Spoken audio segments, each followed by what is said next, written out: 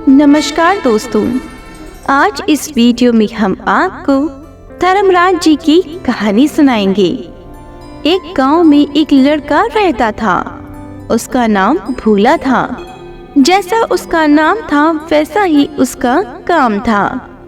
बहुत ही भोला और कम बुद्धि का बालक दुनिया की चतुराई से अनभिज्ञ उसकी माँ की मृत्यु हो गई थी। उसकी माँ धर्मराज जी की परम भक्त थी। इसी कारण भोला भी अपनी माँ की तरह ही धर्मराज जी की पूजा करता था और कहानी सुनता था। भोला के पिताजी ने कुछ दिनों के बाद ही दूसरी शादी कर ली थी। उसकी सौतेली माँ उसे अच्छे से नहीं संभालती थी। भोला से घर का सारा काम करवाती थी, पर भोला अपनी माँ का दुर्व्यवहार नहीं समझता था। वह अपनी माँ के बताए अनुसार ही चलता रहता था। वह घर पर ही रहता और घर के सारे काम किया करता था और अपने पिता के साथ खेत में भी काम करवाता था। कुछ दिनों बाद भोला शादी के योग्य हो गया। भोला के पिताजी ने जब भोला की माँ के सामने भोला की शादी की बात की तो सौतेली माँ ने सोचा कि अगर इसका विवाह हो जाएगा और इसका परिवार बस जाएगा, तब आज नहीं तो कल इसे जायदाद में हिस्सा देना ही पड़ेगा। इसलिए उसने उसे मारने की योजना बनाई। उसके पिताजी भोला की तरह ही भोले थे और पूरे दिन खेतों में काम करते रहते थे, इसलिए उनको इस बात की भनक भी नहीं लगी। एक दिन उस सौतेली माँ ने लड्डू और पूरी बनाई और पोटली में पूरी और लड्डू बांधकर जंगल के रास्ते अपनी मामा के घर संदेशा पहुंचाने के लिए भोला को भेजने का उपाय किया। योजना के तहत उसकी माँ ने उसके लड्डू में जहर मिला दिया था। उसने लड़की से कहा कि तुम्हें जंगल के रास्ते में भूख लगेगी, तब तुम इसको खा लेना। लड़का अपनी माँ की बात मानकर सुबह सुबह ही नहा धोकर तैयार होकर पोटली लेकर अपनी मामा के घर संदेशा पहुंचाने के लिए निकल पड़ा। चलते चलते वह जंगल तक पहुंच गया। गर्मी का दिन था, इसलिए उसे बहुत ज्यादा थकान लग रही थी। जब वह जंगल के बीच पहुंचा तो वह बहुत थक चुका था। उसने सोचा कि यहाँ पर थोड़ी देर आराम कर लेता हूँ। उसने एक छोटे से झरने के किनारे पर पड़े पत्थर पर अपनी पोटली रख दी और आराम करने लगा। थोड़ी देर बाद वहाँ एक हाथी आया। हाथी लड्डू की सुगंध पाकर पोटली के पास पहुँचा। हाथी ने सूंड से उस पोटली को खोल लिया और उसमें से लड्डू और पूरी खा ली। इसी बीच उस लड़की की नींद भी खुल गई। उसने देखा वह हाथी उसके खाने को बर्बाद कर रहा है। गुस्से में आकर उसने हाथी को मारना शुरू कर दिया। हाथी ने उसे अपनी सूंड में लपेट लिया और भोला अपनी मुट्ठी से उसके सिर पर बार बार कर रहा था। उधर से राजा की सेना उस हाथी का पीछा करते हुए आ रही थी और जोर जोर से चिल्ला रहे थे। उन्होंने देखा कि एक लड़का हाथी को कैसे मार रहा है। थोड़ी ही देर में वह हाथी जहर के प्रभाव से गिर पड़ा और मर गया। सिपाही चिल्लाने लगे कि ये बहुत ही बलवान लड़का है, जिसने अपनी मुक्की के प्रहार से इस विशालकाय हाथी को मार दिया, और वह नाचने लगे। सिपाहियों ने उस लड़के को बताया कि ये राज दरबार का हाथी है। कुछ दिनों से ये पागल हो गया था और लोगों को घायल कर रहा था, इसलिए हम इसे पकड़ने आए थे। राजा ने इस हाथी को मारने का आदेश दिया था।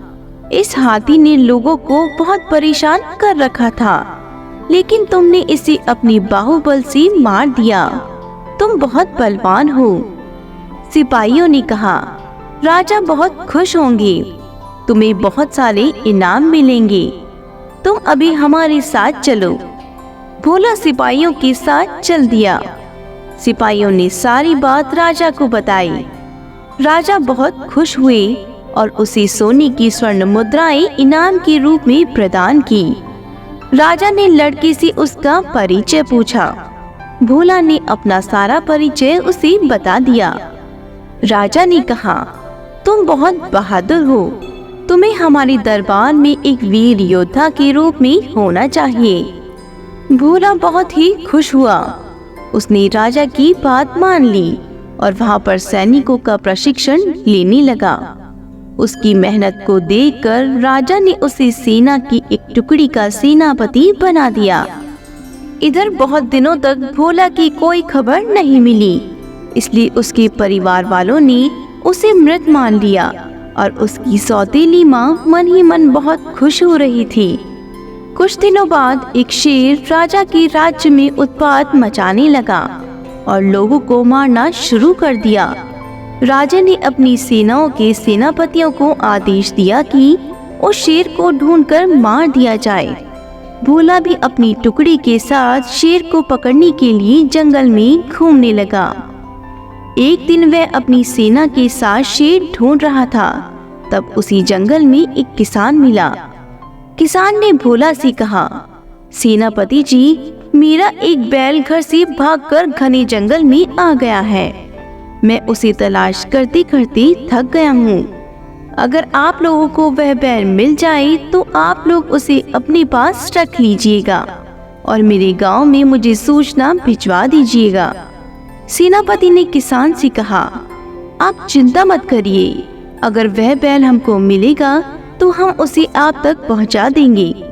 अब आप अपने घर चले जाइए। अकेले जंगल में भटकना ठीक नहीं है। रात होने पर वह पेड़ों के ऊपर सो जाते और कुछ सैनिक नीचे तंबू बनाकर निगरानी करते रहते।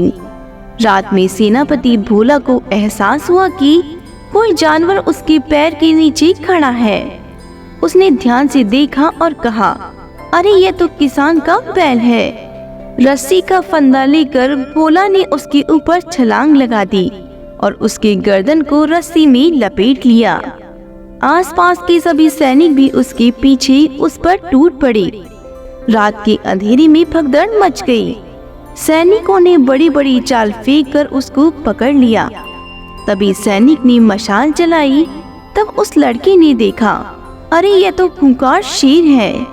भोला की बोलती बंद हो गई, लेकिन सारे सैनिक उसकी जय जयकार करने लगे। यह सब धर्मराज जी की कृपा भोला पर बरस रही थी। शेर को पिंजरे में कैद करके राजा के पास लाया गया। भोला के इस कारनामे को देखकर राजा अत्यंत ही प्रसन्न हुआ। उन्होंने उसे अपने राज्य का मुख्य सेनापति घोषित कर दिया। उसकी बहादुरी को देखकर अति सुंदर राजकुमारी इतनी प्रसन्न हुई कि उन्होंने उससे विवाह करने की घोषणा कर दी। राजा ने भी खुश होकर उसके विवाह को मंजूरी दे दी। इस तरह राजा के ठाट बाट से उसका विवाह संपन्न किया। वह अपनी नई नवेली दुल्हन को लेकर सैनिकों के साथ अपने गांव की ओर रवाना हुआ। उसके गांव के लोग उसे देखकर हक्के बक्के रह गए। जब वह अपने घर के पास जाकर खड़ा हुआ तो उसकी सौतेली माँ और पिताजी उसको देखकर सन्न रह गए। सौतेली माँ के पैरों तले जमीन खिसक गई। उसके मुंह से एक शब्द भी नहीं निकला। भोला ने अपनी सारी बात अपने परिवार वालों को बताई और कहा, आज से हम सब राजमहल में रहेंगे। मैं आप सबको लेने के लिए आया हूँ। यह बात सुनकर उसकी सौतेली माँ को मन ही मन पछतावा हो रहा था और अपने आप को कोस रही थी और रो रही थी। भोला की सौतेली माँ ने राजमहल जाने से इनकार कर दिया, लेकिन भोला के बार बार जिद करने से वह मान गई। उसके बाद उसने कभी भी भोला को सौतेला नहीं समझा।